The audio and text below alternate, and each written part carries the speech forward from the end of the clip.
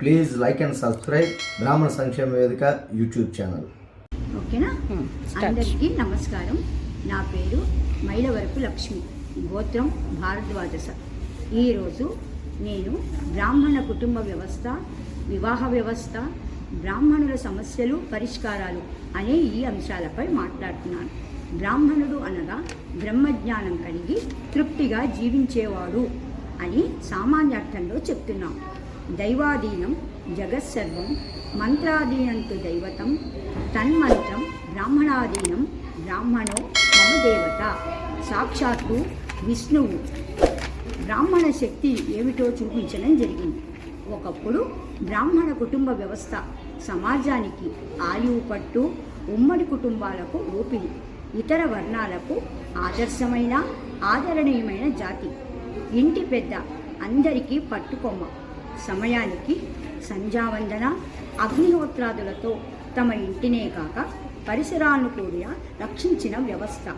సర్వస్య గాత్రస్య శిరప్రదానం అంటే అవయవాలన్నింటిలోనూ తలకు చాలా ప్రాధాన్యత ఉంది. ఏ అవయవానికి ఇబ్బంది కలిగినా కొంత చికిత్స ద్వారా నయం కాగలదు. కానీ తలకు గాయం అయింది అంటే శరీరం బ్రతికున్న శవం మాత్రమే అని చెప్పక తప్పదు. అందుకే బ్రాహ్మణ జాతి తల లాంటిది కనుక నియమ నిబంధనలు పాటిస్తూ వస్తున్నాం. ఇంకా వివాహ వ్యవస్థ అంటే ఏమిటో చూపించినది మన జాతి.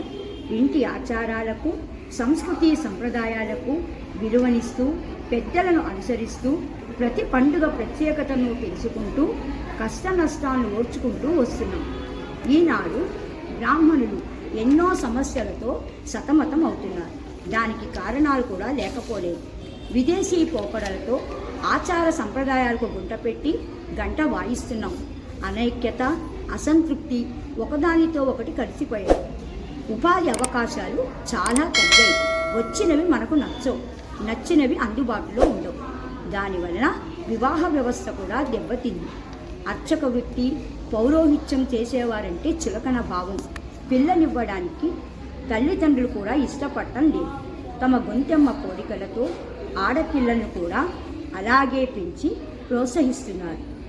30-35 సంవత్సరాలకు వివాహాలు జరుగుతున్నాయి, కానీ సంతానం కలగటం లేదు. నానాటికి బ్రాహ్మణ జనాభా తగ్గుతోంది. ఇంట్లో ఏదైనా చిన్న ఆటంకం కలిగితే ముందుగా దైవారాధనకు స్వస్తి. దీపం కూడా వెలిగించలేని దౌర్భాగ్య స్థితిలో ఉన్నాం.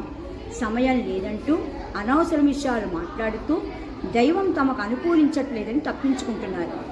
ఒక డాక్టరు ఒకే ట్యాబ్లెట్ని రోగి శారీరక స్థితిని దృష్టిలో పెట్టుకుని పవర్ తేడాతో ఇస్తే ప్రశ్నించకుండా వేసుకుంటున్న మనం దైవం ఇచ్చినా ఇస్తున్న అవకాశాలను పక్కకు పెట్టి నియమ నిబంధనలకు తిరోధకాలిస్తూ తోచినట్లు తిరుగుతున్నాం.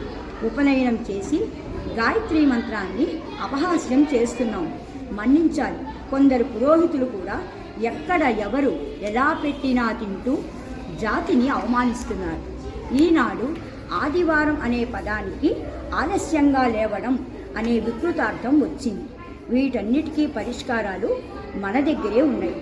ఆదివారం సూర్యోపాసనకు ఎంతటి స్థానం ఉందో పెద్దలు దగ్గర ఉండి పిల్లలకు చిన్నతనం నుండే నేర్పించాలి. ఆరోగ్యం భాస్కరాదిత్యేత్, ఆదిత్య హృదయం సర్వరోగ నివారిణి. శ్రద్ధతో నమ్మకంగా చదవాలి.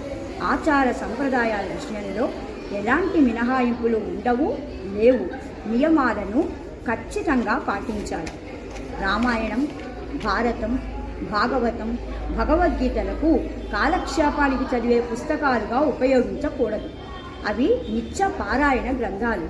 నేడు మరింత దారుణంగా భగవద్గీతను మరణించినప్పుడు శ్మశానంలోనూ చదవాలన్నంతగా పతనం అయ్యాం. యూట్యూబ్ పుణ్యమాని ఎవరికి వారు చెప్తున్న వాటిని గుడ్డిగా నమ్మకుండా మన ఇంటి ఆచారాలను పాటిస్తూ ధర్మ సూక్ష్మాన్ని అర్థం చేసుకుని ఇదిరా బ్రాహ్మణ జాతి అని అందరికీ ఆదర్శం కావాలని నా కోరిక. ఈ అవకాశాన్ని నాకు ఇచ్చినందుకు ధన్యవాదాలు.